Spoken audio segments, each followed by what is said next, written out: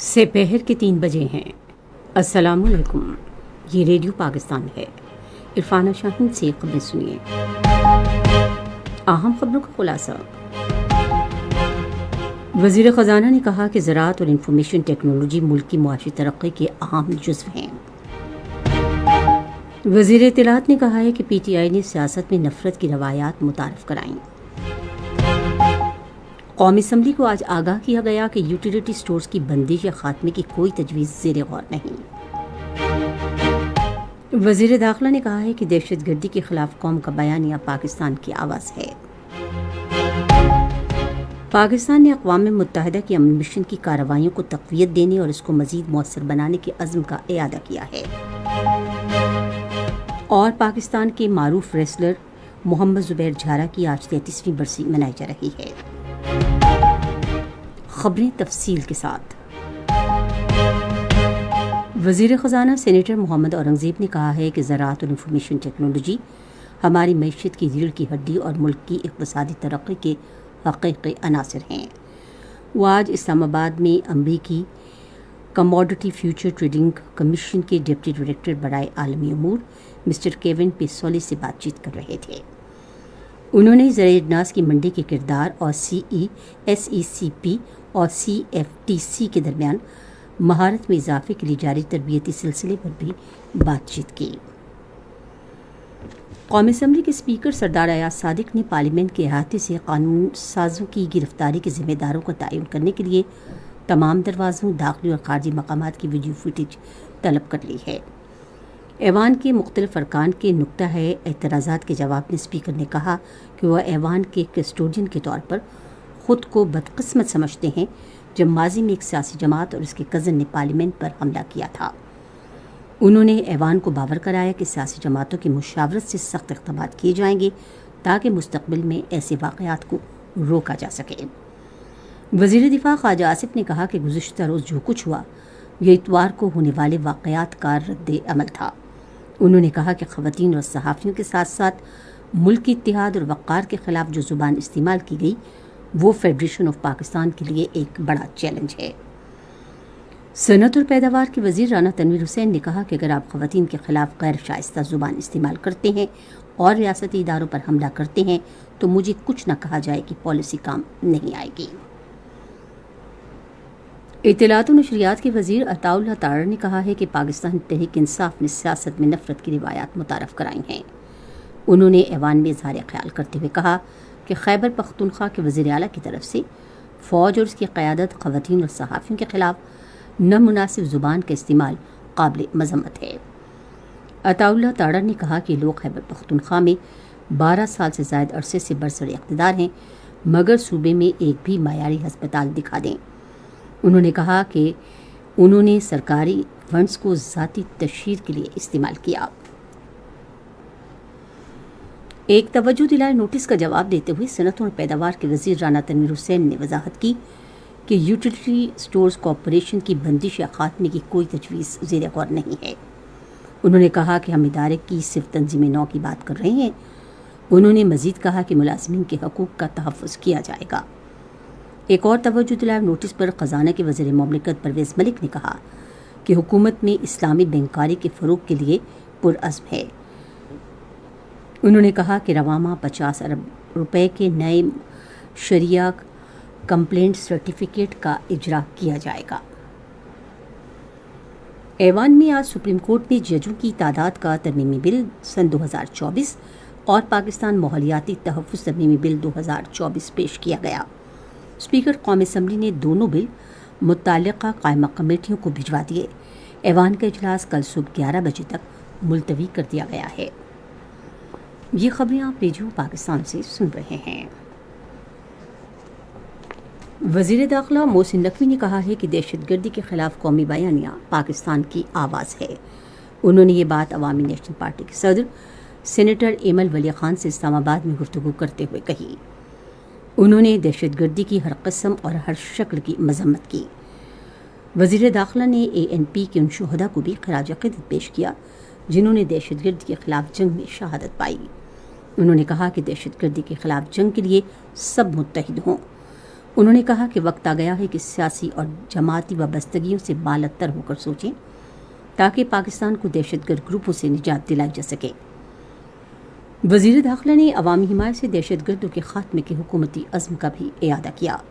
اس موقع پر ایمل ولی خان نے دہشت گردی سے نمٹنے کے لیے عوامی نیشنل پارٹی کے مکمل تعاون کا یقین دلایا۔ انہوں نے خیبر پختونخوا میں قیام امن کے اقدامات پر بھی تبادلہ خیال کیا۔ خصوصی سرمایہ کاری سہولت کونسل کے تعاون کی بدولت اس مالی سال کے آغاز میں ملک کی برآمدات میں 14% کا اضافہ دیکھا گیا ہے۔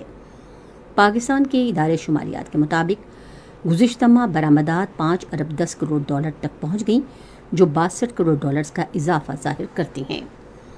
برآمدات میں اضافے کے باعث ملک کا تجارتی خسارہ 3 ارب 75 کروڑ 10 لاکھ ڈالر سے کم ہو کر 3 ارب 60 کروڑ ڈالر ہو گیا ہے، جو 4.2% کی کمی ظاہر کرتا ہے۔ پاکستان نے ابھرتے ہوئے عالمی چیلنجوں سے نمٹنے کے لیے اقوام متحدہ کے امن مشن کو مزید مؤثر بنانے پر زور دیا ہے۔ یہ مطالبہ اقوام متحدہ میں پاکستان کے مستقل مندوب ایمبیسیڈر منیر اکرم نے سلامتی کونسل میں اقوام متحدہ امن مشن کی کارروائیوں کے بارے میں ایک مباحثے میں کیا۔ انہوں نے کہا کہ اقوام متحدہ امن مشن کو بڑھتے ہوئے نئے مگر پیچیدہ مسائل درپیش ہیں۔ انہوں نے وسطی افریقہ، عوامی جمہوریہ کانگو، جنوبی سوڈان اور دیگر خطوں میں اقوام متحدہ امن مشن کو زیادہ مؤثر بنانے کے پاکستان کے عزم کا اعادہ کیا۔ انہوں نے کہا کہ ایبائے میں پاکستانی امن مشن کی کامیاب کاوشیں بڑی مثالیں ہیں کہ کیسے قیام امن کے لیے مقامی انتظامات کے نمایاں مثبت نتائج برآمد ہو سکتے ہیں۔ ایمبیسیڈر منیر اکرم نے کہا کہ پاکستان اسلام آباد میں آئندہ ہونے والے وزارتی اجلاس کے لیے بھی متحرک کردار ادا کرے گا۔ غیر قانونی طور پر مقیم افغانوں کی اپنے وطن واپسی کا عمل باوقار انداز میں جاری ہے۔ تازہ ترین اعداد و شمار کے مطابق گزشتہ روز تک اپنے وطن واپس جانے والے غیر قانونی طور پر مقیم افغانوں کی تعداد 7,13,000 سے زائد ہو گئی ہے۔ 17 اگست سے 9 ستمبر کے دوران اپنے وطن واپس جانے والے 21,193 افغان باشندوں میں 7,843 مرد، 6,012 خواتین اور 7,338 بچے شامل ہیں۔ Jammu Kashmir democratic freedom party نے اسلامی تعاون تنظیم سے اپیل کی ہے کہ وہ بھارت کے غیر قانونی زیر قبضہ جموں کشمیر میں ڈھونگ انتخابات کے ذریعے عالمی برادری کو گمراہ کرنے کی بھارتی کوششوں کو روکے۔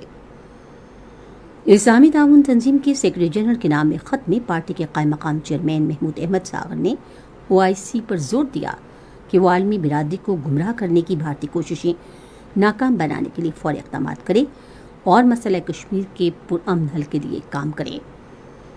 انہوں نے اس بات پر بھی زور دیا کہ نام نہاد انتخابات اقوام متحدہ کے زیر نگرانی استصواب رائے یا ریفرنڈم کا نیم البدل نہیں ہو سکتے۔ پاکستان کے معروف ریسلر محمد زبیر جھارا المعروف جھارا پہلوان کی آج 33ویں برسی منائی جا رہی ہے۔ انہیں 1979 میں جاپانی ریسلر انوکی کو شکست دینے پر شہرت ملی۔ جھارا پہلوان کا شمار پاکستان کے چوٹی کے ریسلرز میں ہوتا ہے جو 60 سے زیادہ قومی اور عالمی مقابلوں میں ناقابل شکست رہے۔ انہیں فخر پاکستان اور رستم پاکستان کے اعزازات سے بھی نوازا گیا۔ جھارا پہلوان 10 ستمبر 1991 کو حرکت قلب بند ہونے کے باعث 31 سال کی عمر میں لاہور میں انتقال کر گئے تھے۔